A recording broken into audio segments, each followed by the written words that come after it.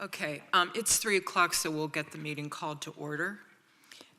Please rise and join me in the Pledge of Allegiance, please. I pledge allegiance to the flag of the United States of America and to the republic for which it stands, one nation, under God, indivisible, with liberty and justice for all.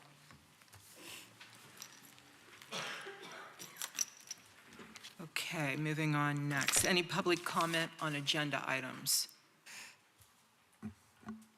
Hearing none, we'll proceed. Approval of minutes from the January 13th meeting. I think everyone received those and have reviewed them. May I have a motion to approve them? I'll make the motion. And I will second. Thank you. All those in favor, Mrs. Clear? Yes. Mr. Wardy? Yes. And I vote yes. Approval of bills. Next, We didn't have any. we didn't have any. Okay. Then we don't have to worry about approving. Approve, exactly. Okay, thank you. Moving on to communications. Treasurer communications? We don't have anything else. Okay. I know. Executive Director communications, Mr. Yes, Waldinger. In one way, I don't have a whole lot to report. In another way, it is a lot. I think it's probably what the rest of us are all going to say is just that have been working with the developer, getting closer, multiple drafts going back and forth. Do believe that we are close, just not quite to that point yet. And so I know that that's certainly been, occupying the work I've been doing for the authority and as well as Mr. Peters and Attorney Shaw, but I'll let him speak on that as well for his report. Okay, thank you.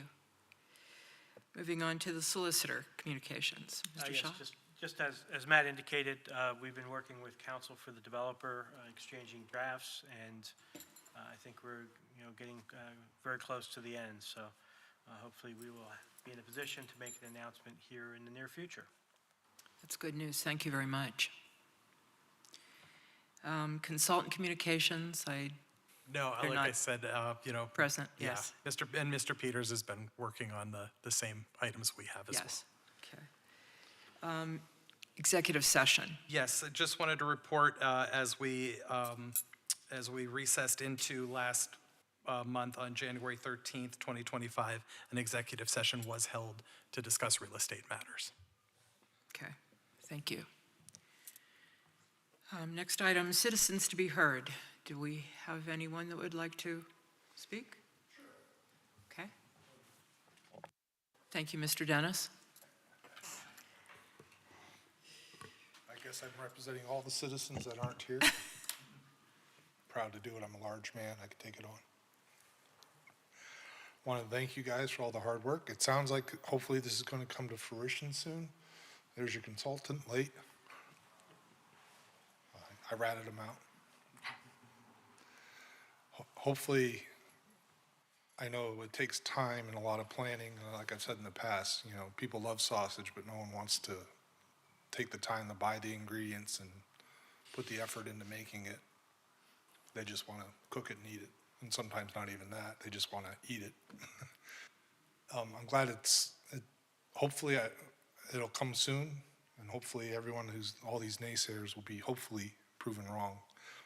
Though there have been in the past, like Hero X, the juice plant, some other ones that have failed. So hopefully the due diligence that you guys have put in will ensure that this is not the case. So thank you. Thank you very much, Dennis. Appreciate that. I know Chuck, you walked in. Is there anything you want to update or any report or any comments at all you want to say before we adjourn? It's a rather quick meeting, so give you the opportunity if you'd like to say anything.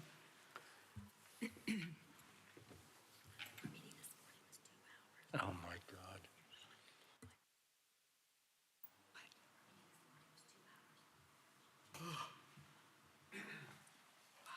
I apologize for my tardiness.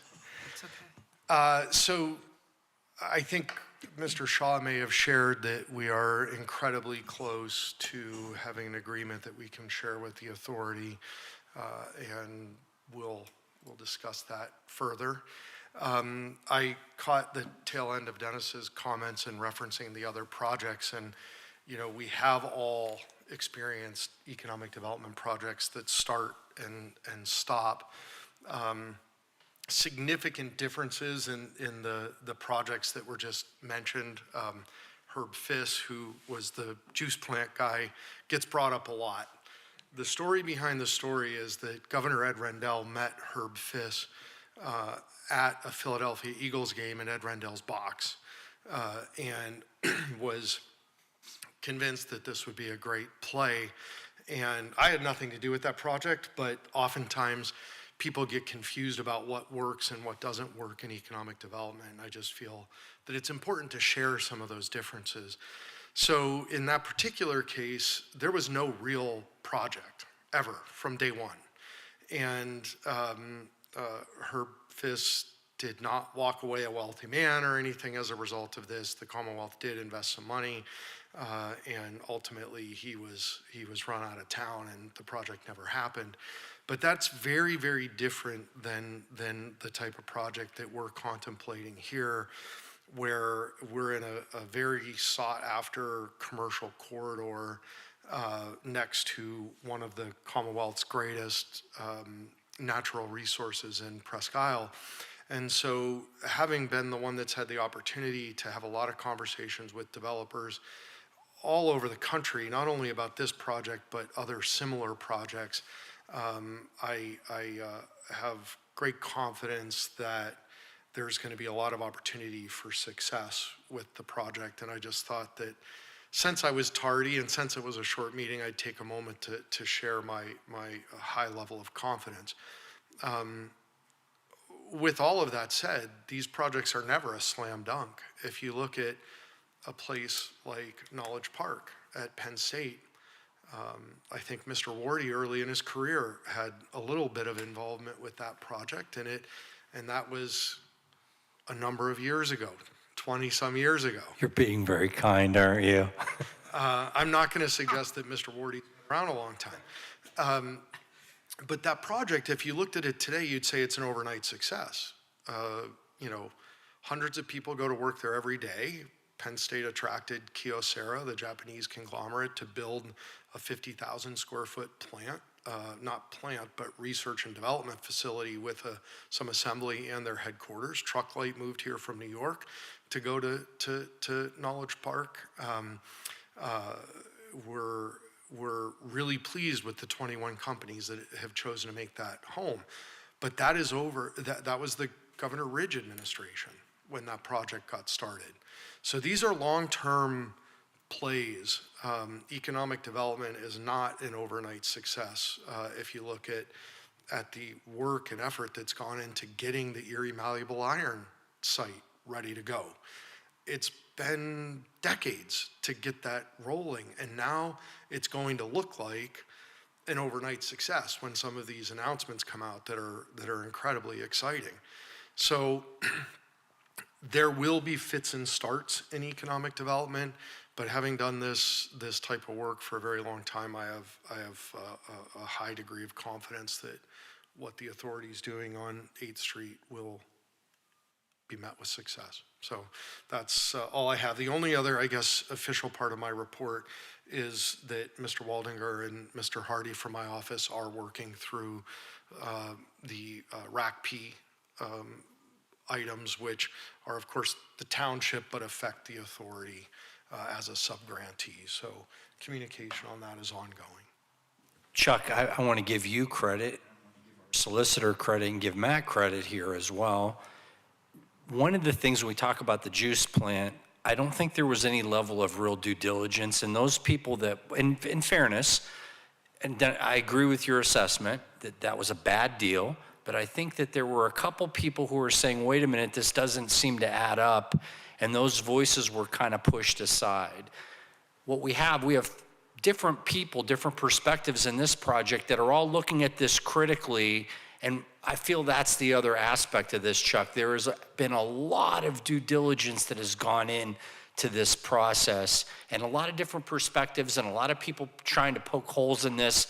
And I think ultimately, I agree with them. There's no magic bullet. There's no for sure, formula.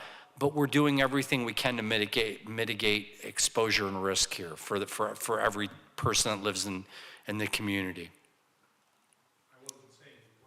No, I know, but I think you brought up a great point, and that is, we've had a track record of kind of following pathways that don't always lead us to the right, the rainbow at the end of the process.